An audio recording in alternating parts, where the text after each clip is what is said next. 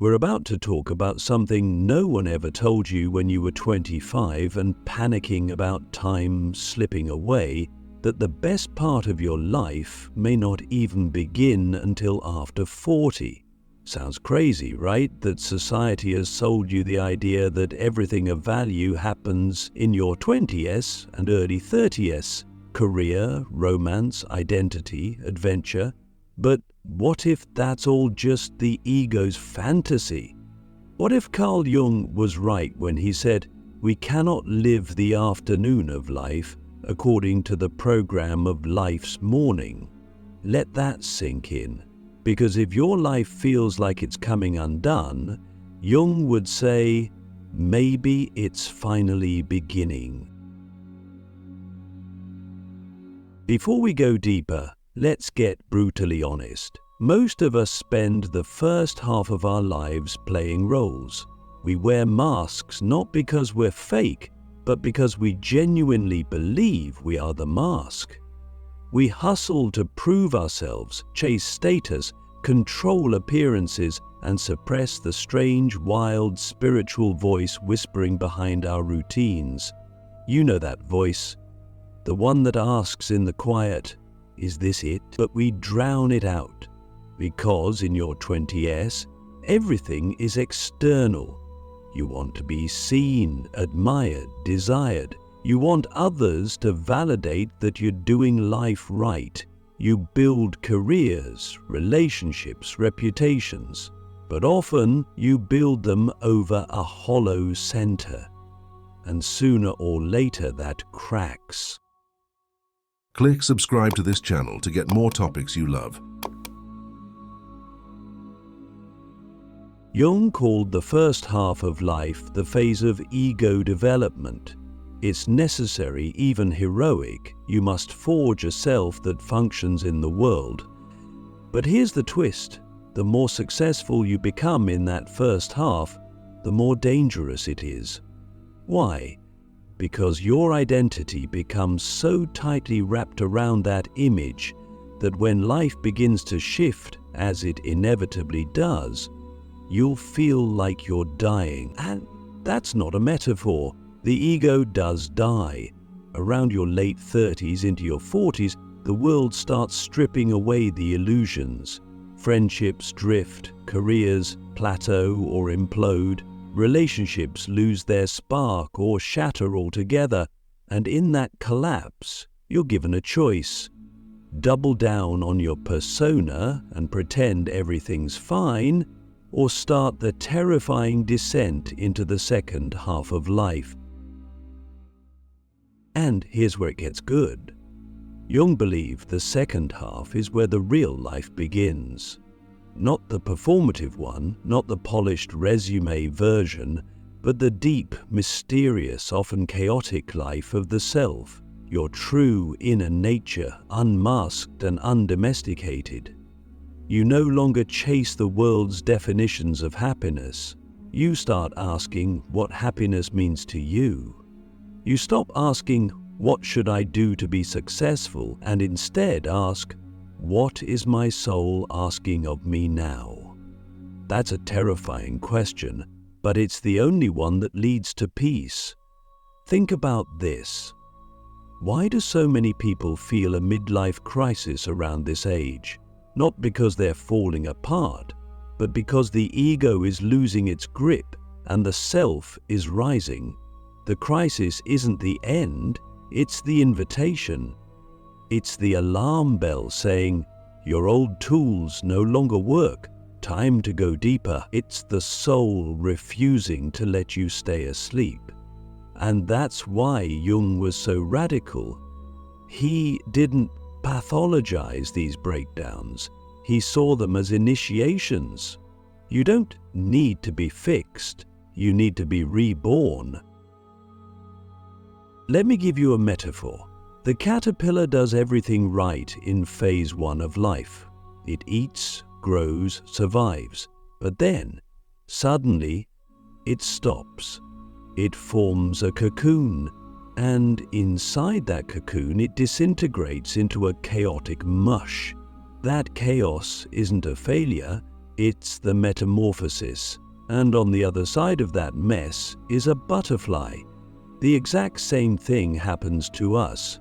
Around 40, the old forms break down. You lose your appetite for certain goals. Your ambition feels hollow. You start having vivid dreams, strange intuitions, unexplained longings. You crave solitude, depth, authenticity. You realize you've spent so long being who you thought you were supposed to be that you don't even know who you truly are. That's the cocoon. That's the spiritual awakening Jung talked about. Not a light and love fantasy, but a brutal, honest confrontation with the unconscious. And here's where the happiness comes in. Not surface-level pleasure, but a deep, embodied joy, the joy of no longer betraying yourself, the joy of living from alignment, not approval. You become less interested in impressing people and more interested in being real. You learn to say no. You start setting boundaries, not out of anger, but out of reverence for your own energy. You walk away from people who drain you and walk toward experiences that nourish your soul. You find beauty in slowness. Silence becomes sacred. Time expands.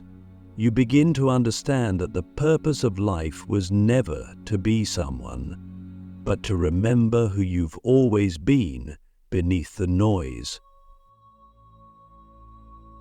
Jung saw the second half of life as a spiritual journey, not tied to religion necessarily, but to individuation, the process of integrating all the disowned, repressed parts of ourselves and becoming whole. He believed that the unconscious isn't just some dark basement, it's where your forgotten brilliance lives, your creativity, your magic, your hidden wisdom. And when you start listening to that inner world, strange things happen. You start seeing patterns in your life. Synchronicities increase. You meet people who feel strangely familiar, like soul allies. You develop a strange, unshakable trust that even your worst moments had meaning. Not in a naive way, but in the kind of way where you look back and realize every heartbreak cracked you open in exactly the right place. So let me ask you something that might shake you. What if everything that's falling apart right now is doing so to reveal who you really are? What if this chaos isn't your destruction, but your liberation? Can you sit with that idea? Not try to fix it, not panic, but just be with it. Because that's what most people fear about the second half of life, not the loss of youth, but the loss of identity. And yet, that loss is what makes space for something greater. We spend so long building a house of ego, brick by brick, goal by goal. But one day that house starts to crumble, not because you failed, but because you've outgrown it. And beneath the ruins you discover something ancient, something sacred, something utterly you. So no, you are not too late. You are right on time. You haven't missed anything. You've been preparing your whole life for this deeper chapter. A chapter where you live slower, love wiser, and speak truthfully, where you are no longer controlled by the shoulds of society, but guided by the pull of your own soul. So now, ask yourself, are you willing to let the old you die so the real you can live?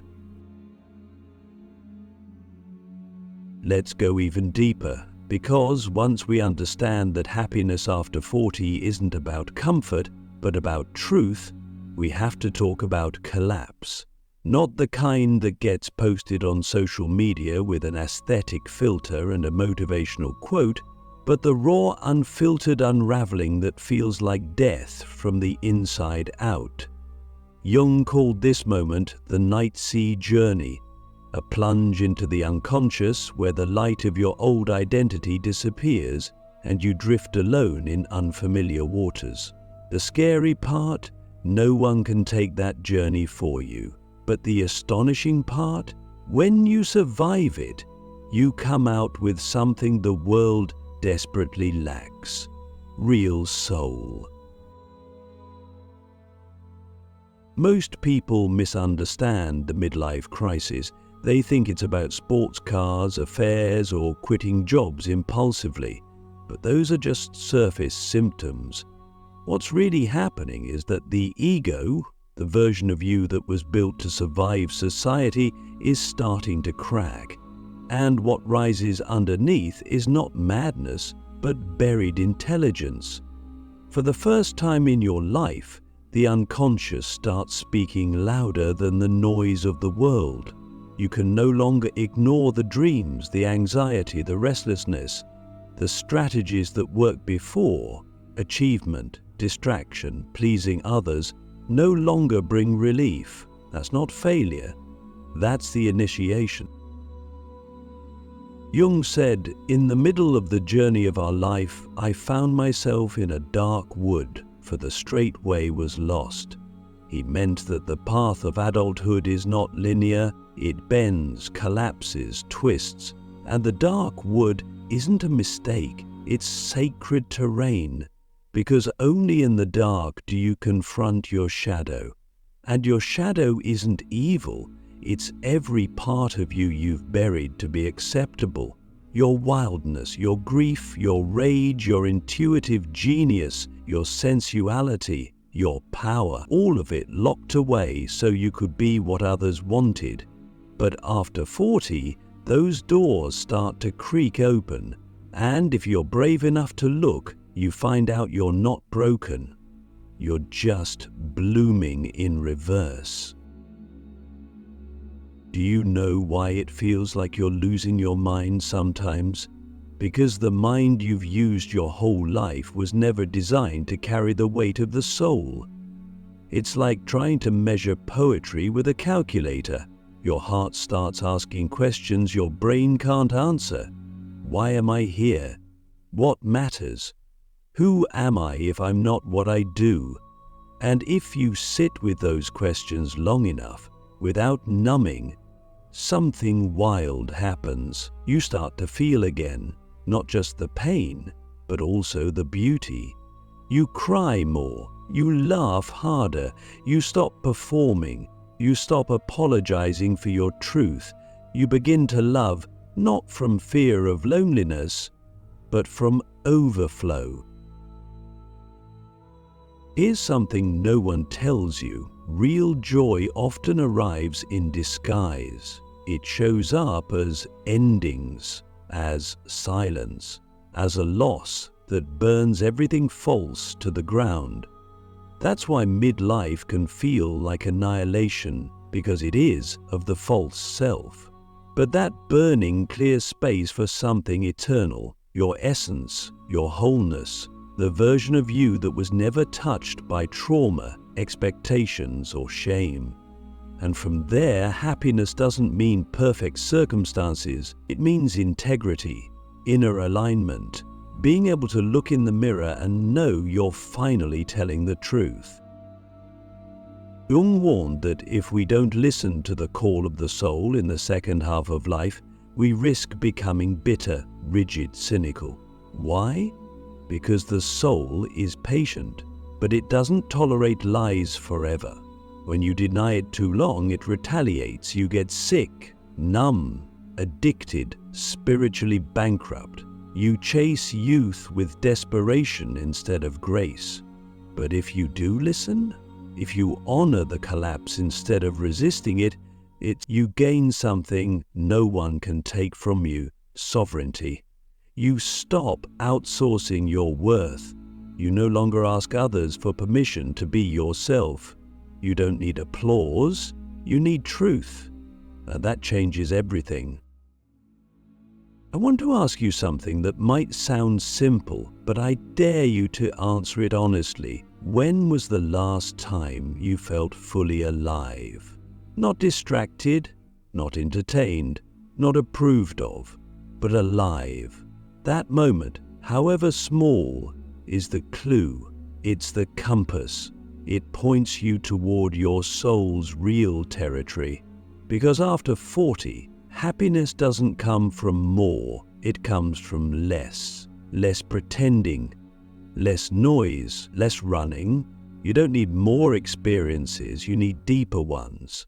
And often those arise when you stop grasping and start surrendering. Think about this. In the first half of life, we build empires, but in the second half, we build temples. Inner ones, we create space for mystery, meaning, grace. We stop measuring success by metrics and start measuring it by peace. You begin to honor rest. You realize you don't owe anyone an explanation for your joy. You become less reactive, more reflective. You stop needing to win arguments and start valuing silence. You realize that some people aren't meant to go with you, not because you're better, but because your soul is on a different frequency now, and that's not ego, it's evolution. And here's the twist, what used to feel like suffering now feels like sacred labor. You cry and it feels like cleaning the soul. You rage and it feels like reclaiming power. You sit in stillness and it feels like touching eternity. This is the paradox. You become more human and more divine. You finally grasp what Jung meant when he said, "The privilege of a lifetime is to become who you truly are." Not the job title, not the parent, not the achiever, but the whole being that was always hiding behind the performance. This doesn't mean you never feel lost again. It means you're no longer afraid of being lost, because you know that being lost is part of finding. You know that every breakdown carries the seed of a deeper homecoming. You learn to trust your dreams again, not just the sleeping ones, but the waking ones. The ones that whisper, "You were made for more than this." The ones that don't make sense on paper, but feel true in your bones. You start creating not for profit, but for meaning. You begin to serve not from obligation, but from joy. You become less interested in being good and more interested in being whole. Let me tell you this, no algorithm, no productivity hack, no external trophy can ever compete with the quiet power of a soul that's been through the fire and come out singing. That's what happens after 40 if you let it. You stop running from the fire, you walk into it, and in doing so you become something new, or maybe something ancient, something that remembers, something that finally belongs to itself. So, if you're in the middle of collapse, good. Let it break. Let it burn. Let it strip away every lie you've been taught to believe. Because what's coming after isn't a lesser version of you. It's the truest, the one you were always meant to be, before the world taught you to forget. And when you meet that version of you, happiness won't be a pursuit anymore. It will be a return. A remembering, a quiet yes that echoes through your bones. This is where everything shifts. After 40, happiness is no longer a prize at the end of some race. It's a presence, a way of being. You no longer chase life, you receive it. And that's the quiet miracle most people miss. When you stop trying to prove, to impress, to escape, something astonishing happens. Life starts speaking to you, not in dramatic signs or flashing lights, but in subtle alignments. You meet people who feel like déjà vu. You say no and feel peace instead of guilt. You create not for applause, but because your soul has to express what it knows. This isn't the life you were told to want, it's the life your essence was always calling you toward. Carl Jung believed that in the second half of life, we no longer live for the ego, we live for the self. Not the selfish self, but the whole self. The one that can hold paradox, embrace shadow, and move through life with depth instead of surface approval. You begin to see beauty in the broken, meaning in the mundane. You notice birdsong, you cry at sunsets, you laugh at your old need to control everything. You live from within, and in that, you start to become medicine for others, not by trying to fix them, but by being fully you. This is the homecoming, not to a place, to a frequency, a vibration of truth that can't be faked. It's what makes someone walk into a room and everyone feels calmer. It's what makes your presence more valuable than your opinions. And the irony, you had to lose everything that wasn't real in order to find the one thing that always was, your soul. So now the question is simple but life-altering. Are you brave enough to be who you really are, even if it changes everything? Because once you say yes, you don't just find happiness,